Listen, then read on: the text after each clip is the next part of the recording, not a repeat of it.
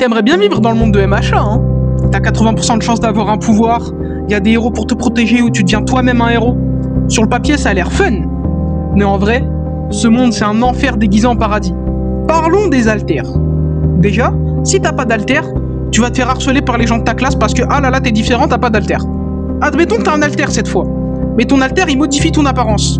Genre t'as une tête de corbeau. Ben encore une fois, vu que t'as une apparence bizarre, les gens ils pourront probablement t'insulter ou te harceler. Et si t'as un alter qui change pas ton apparence physique, ton alter il peut avoir une influence sur ton comportement. Exemple, Himiko Toga.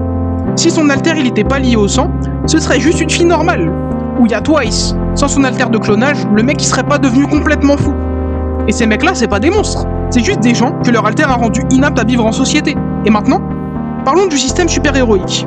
Admettons que tu veux devenir un héros, bah t'as aucun contrôle dessus. Parce que si t'as pas un bon alter, tu vas jamais devenir un héros talentueux.